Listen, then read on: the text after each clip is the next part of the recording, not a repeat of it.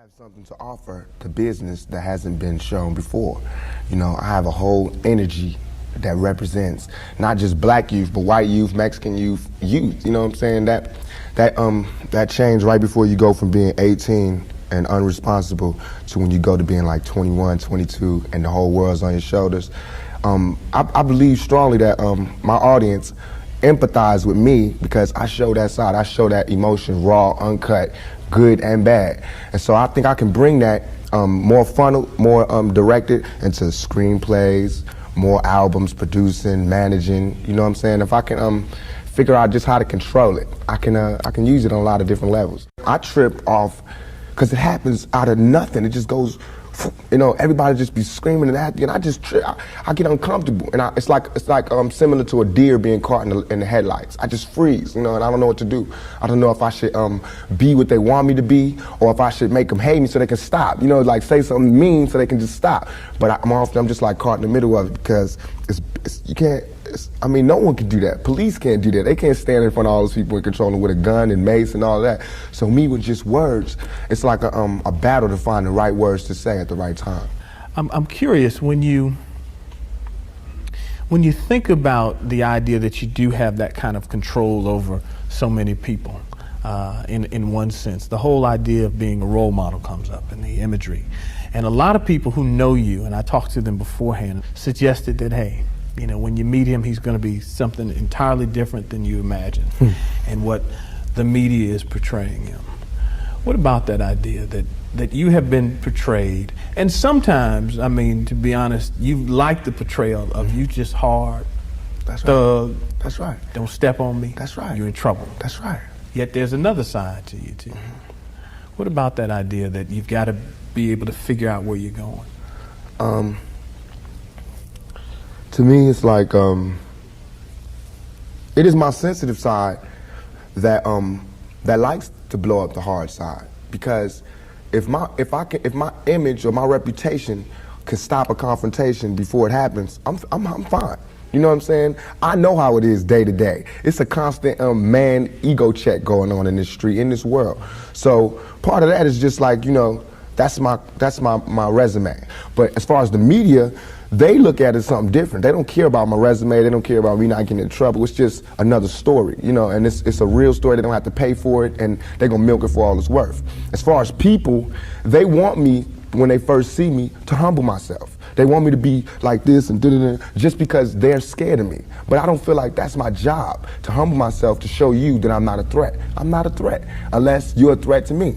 You know what I'm saying? So when people say, when you meet Pac, he's different than he is, because when somebody one-on-one, anybody one-on-one, I believe, honestly, that I can talk. I believe that I have the ability to reason, I have logic, I have compassion, I have understanding. If we talk, there's no problems. You know what I'm saying? But that's not what happens. People use what they heard in the media, and that's how they come at me.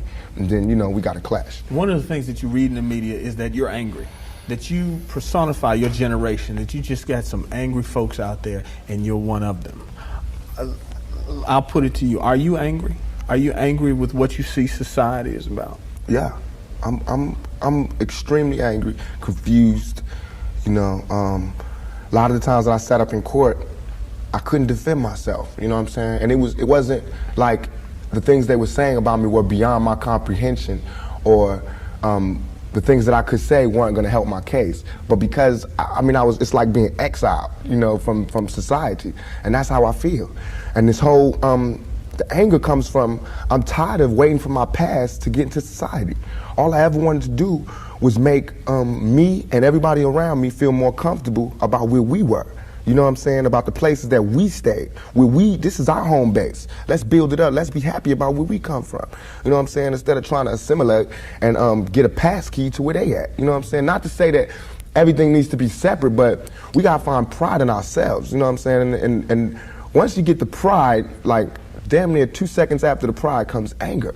From being held like that for so long, and to be made to go through those changes, you get mad. You know what I'm saying? As soon as any black man receives his first 3 checks, he starts getting mad. Because it's not about the necessity of having to have a job and having to pay and having to do that. You don't care no more about the smiles and the, yes, massa, because you done got paid. You know what I'm saying? And now it's like you want to save money. You want to help other people. And you see how far it is, how far you have to go to help anybody in your neighborhood. It's set up for me when I get paid, for me to exit the ghetto. You know what I'm saying? The only reason I've had these problems is because I haven't left yet. And these problems don't come from a white man. It comes from just society, the problems that we have. Let me put this to you. A lot of people tell me Tupac is, for the most part, a nice guy. This old thug thing, hype. Good for record sales.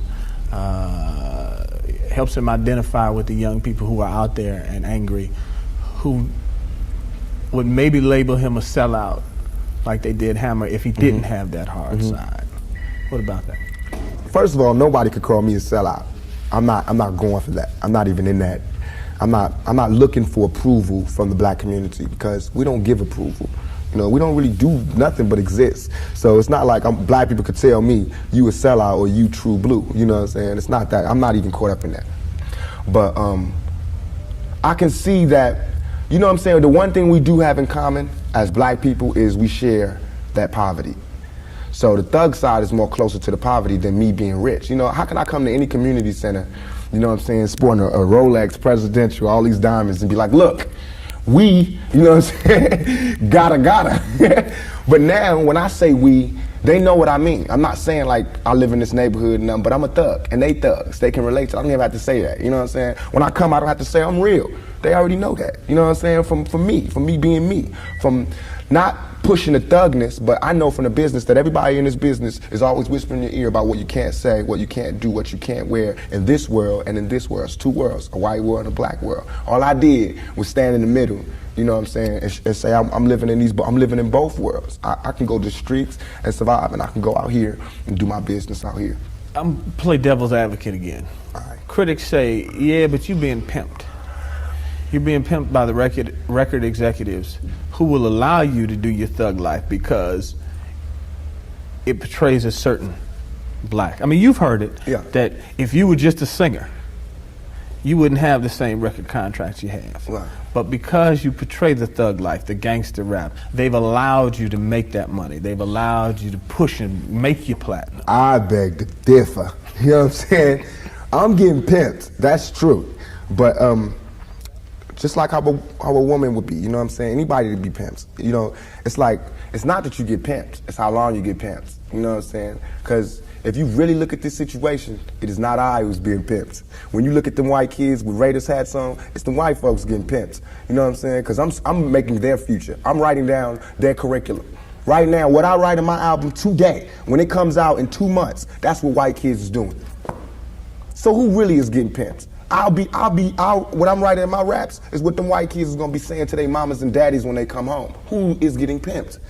You know what I'm saying? I'm a high school dropout. You know what I'm saying? As far as my teacher told me when I was in high school, I ain't gonna be, you know what I'm saying? I just gotta, it's going down. You know what I'm saying? It's going down. You know, everybody's getting pimped. Whether you work a 9 to 5 or whether you work for yourself, you're getting pimped by somebody. That's not the crime. The crime is how long you allow yourself to get pimped. You have to come up. Everything is a come up. Everything is a struggle. You start from the bottom, working to the top. The press and the media make you think that a black man arming himself is illegal or criminal, or that he wants to arm himself to rob a liquor store or something. You know what I'm saying? That is for me to defend myself, and it should always be.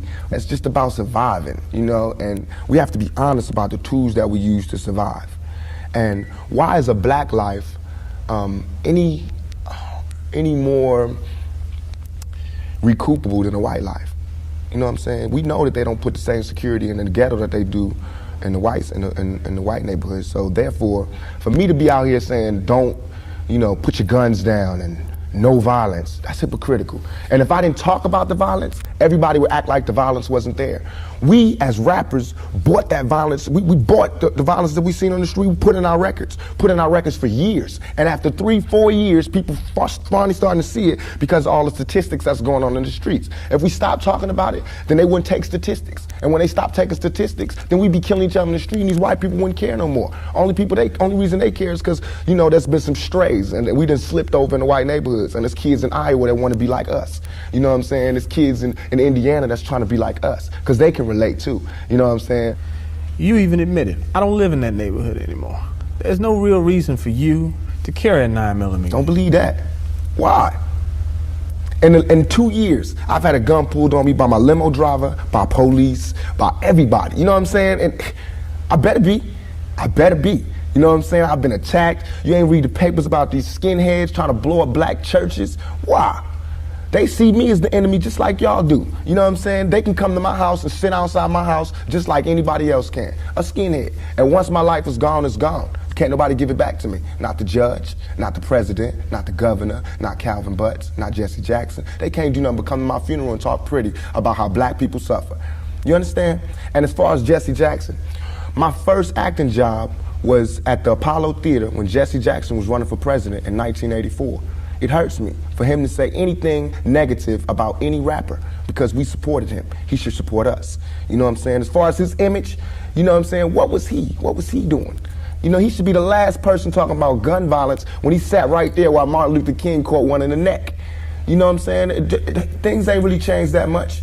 I swear to God, nothing I ever say is meant to be something where innocent people get hurt. Nothing I ever say is meant to be like a end all, let's go do it right now. Nothing.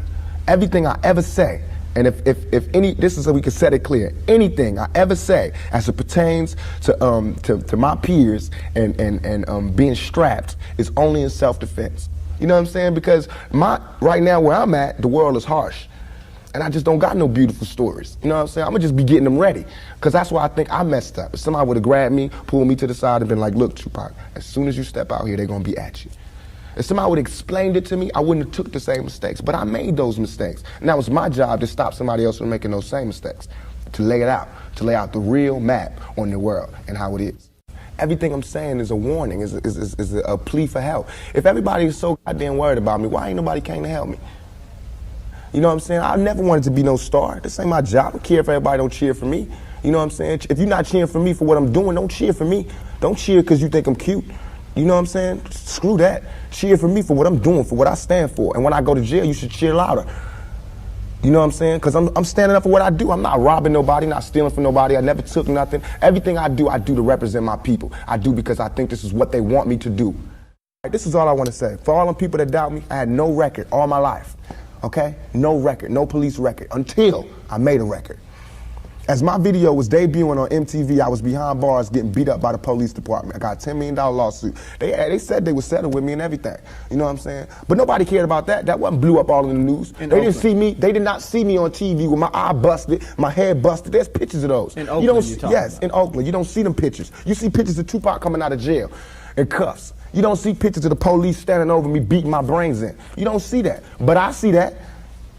That's what I see. You know what I'm saying? So it's all real.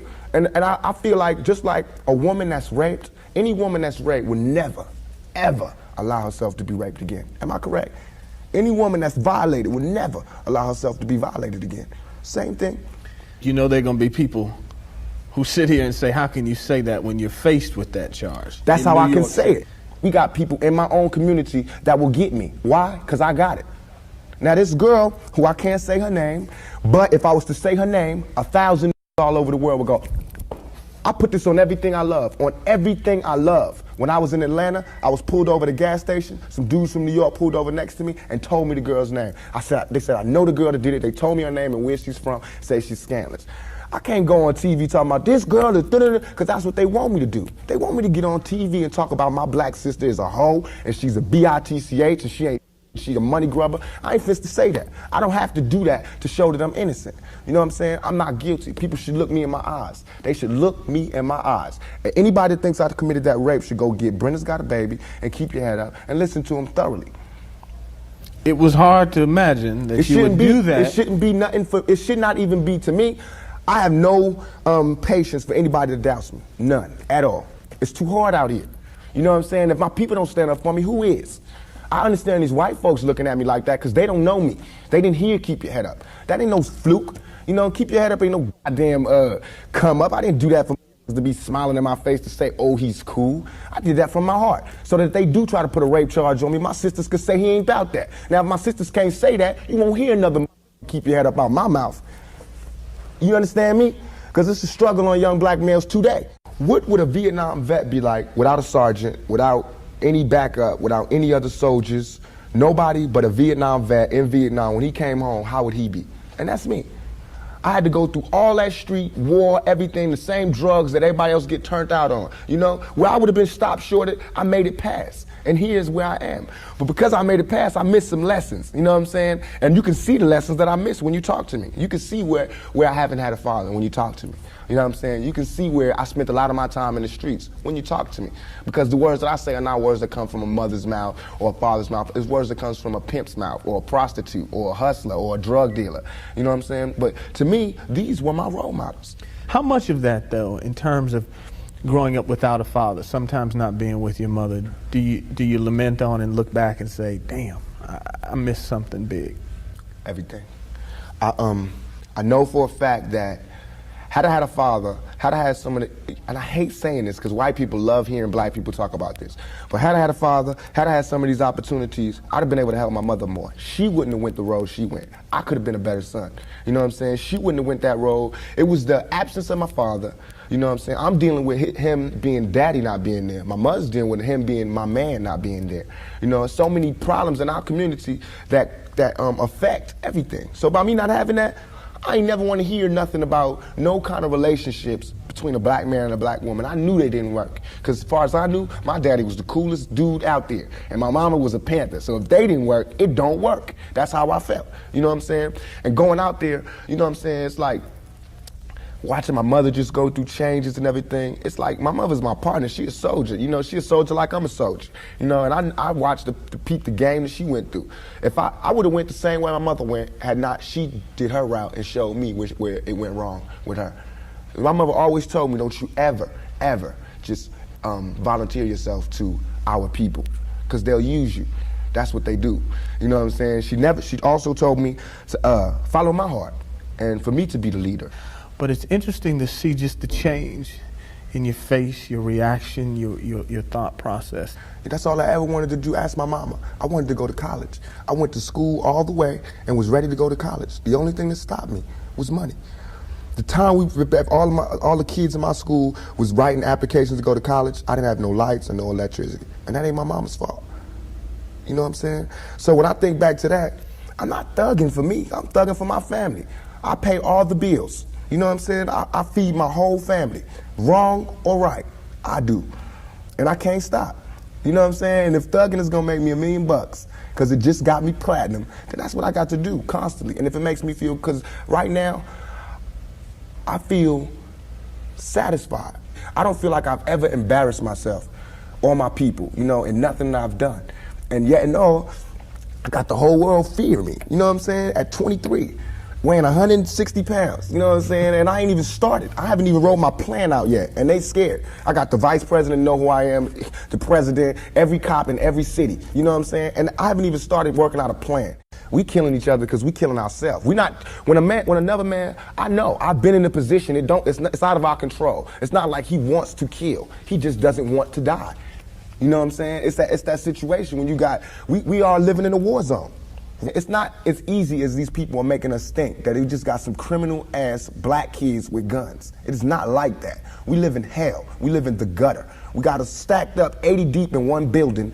You know, by the time you get out your house, you strapped to protect yourself. Because you living in the same community that the police is carrying rifles and riot gear. Same, they need them riot, excuse my language, I'm so sorry. The same reasons they need the riot hat, the riot jacket, the flak jacket, the double vest, the 9mm Glocks with extra bullets, the tear gas, the mace, all that. Who do you think the police is using that against? Dogs? So we fighting the same villains that they fight in the street. But instead of them seeing us fighting villains in the street, we all villains. Is your generation the one that is picking up for where the Panthers left off, saying, all right, enough is enough? The generation before us forgot about the fight. We're picking it back up. Not only forgot about the fight, forgot about us. Yes, and we're picking it back up.